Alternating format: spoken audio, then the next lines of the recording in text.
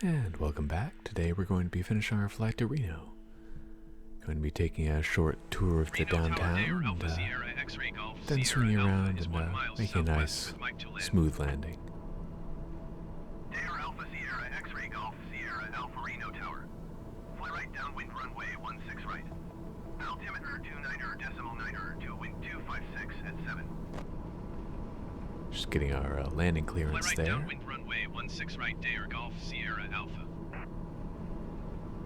Dare Golf Sierra Alpha cleared to land runway 16 right. Wind 256 at 7. Cleared to land 16 right. But first we're going to take the right. Dare Golf Sierra Alpha. path along the river here. And it's actually a hospital coming up on our left. Most of the other tall buildings here are casinos and resorts.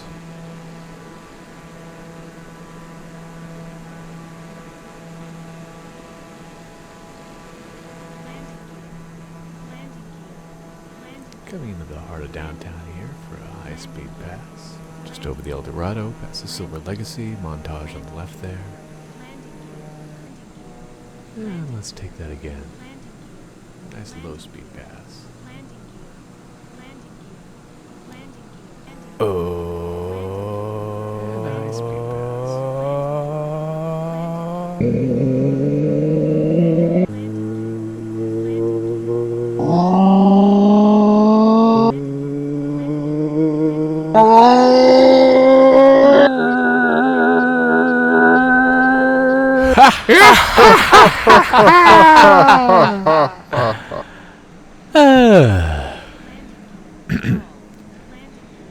Anyway, let's get back to the airport now, shall we?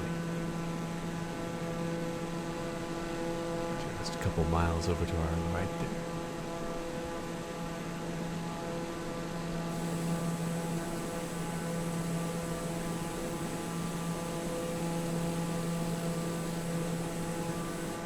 And that is the Grand Sierra Resort up ahead. There's a driving range in that lake. It's also a very good, bright, shiny target for the airport. Checking the map here to get my bearings right. I want to be just about even with the airport when I turn. Maybe right around here.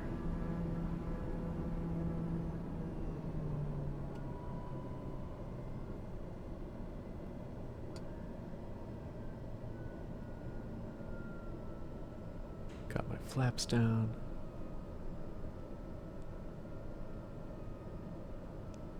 And oh, I am way past it.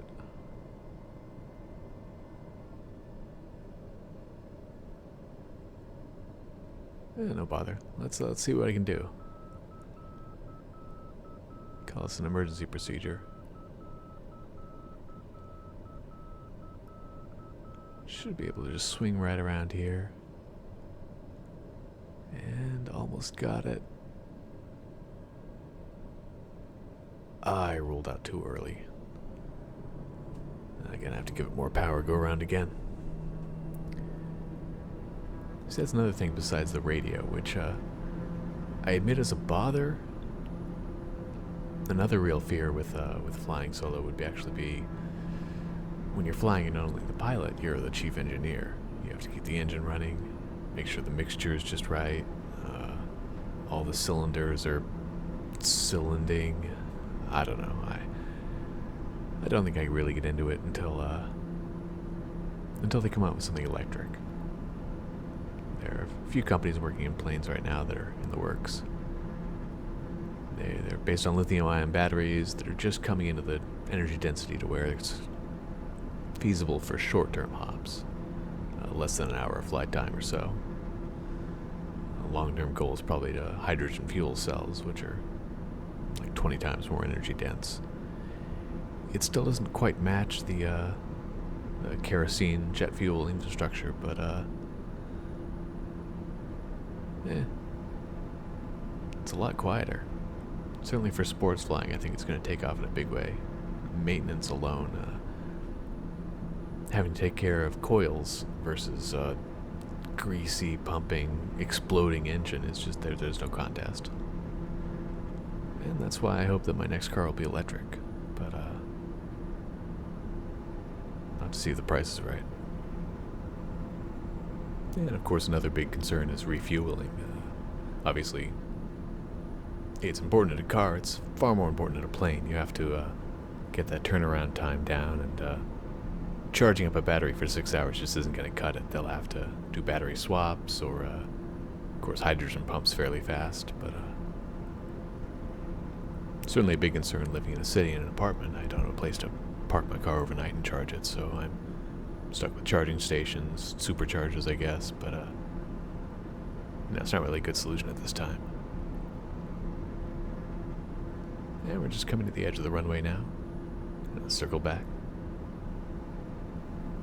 Just see the edge of the driving range coming into view there.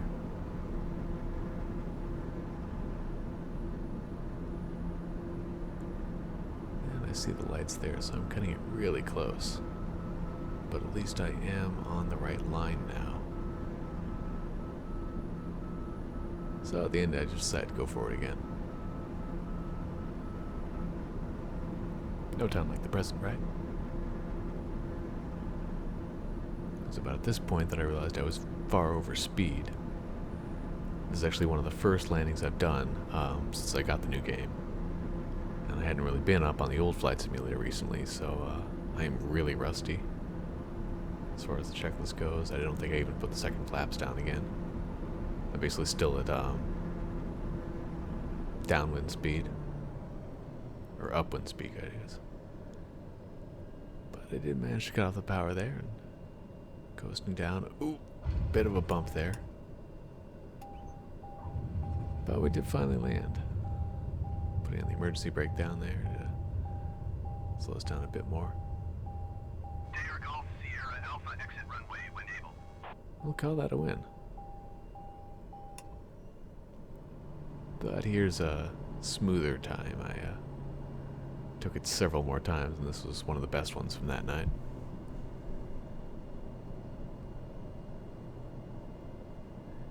And I do have all the realism settings set on, so it's all the turbulence, all the damage you can get, and everything but the mixture, so any landing that doesn't stop the game is a landing I could have walked away from in real life. But it certainly helps if you have enough runway to actually line it up like this. You can see I'm actually in the worst point of view mode. I can't really read the instruments, they're too far away from them.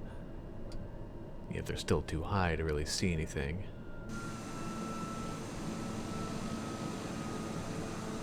But I did this mostly for the cameras. Nice wide angle view coming into Reno.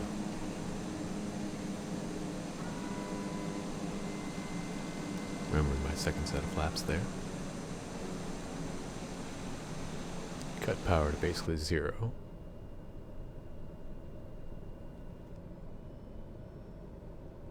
And I'm a bit under speed at this point. Kick up the engines just a bit so I make sure I make the runway.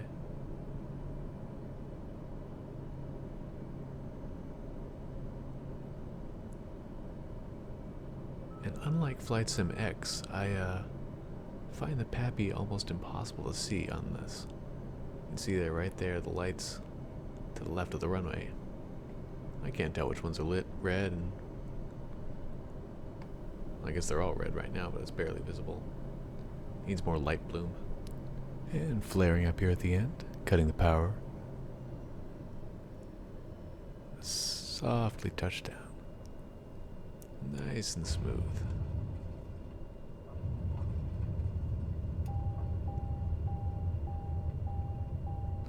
Little bit of a bounce there. Dare Golf Sierra Alpha turn next taxiway. Parking? I don't do parking. But I think I can give that one more try. And here we have just a week later, pulling from the same saved game point.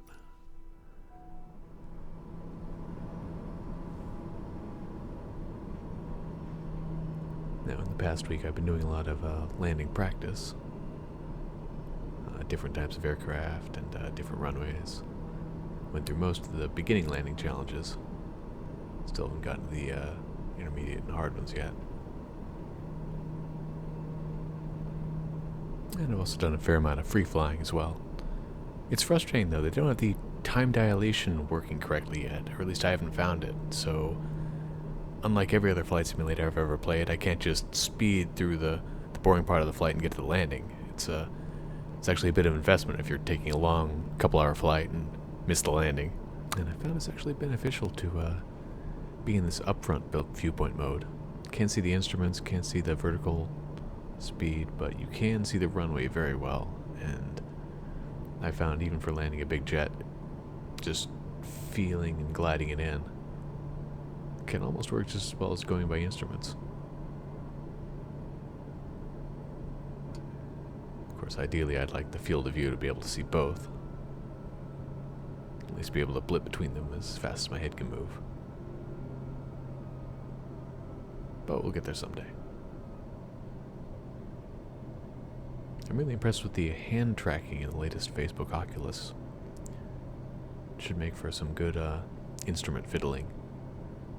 They can get it integrated just right. And I still made the turn a little bit short. I'm still working on exactly how wide to make those. But I am putting all the flaps down at the right time. Got the gear down too, I think.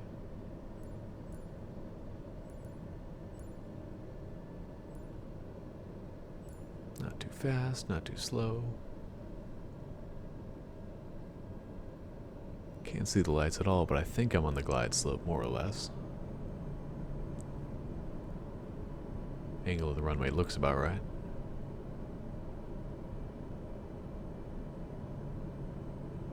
I flop a bit up and down here as I try and see the runway and then pull to the right attitude. And look at the runway, pull to the right attitude. Not sure what that beeping is. Probably an underspeed.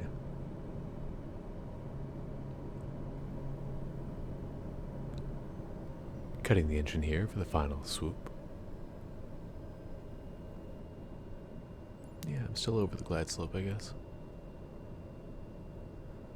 Feathering at the last moment here. And just set it down. There we go. Might have been rough coming in, but the landing, that's where the week of work comes in.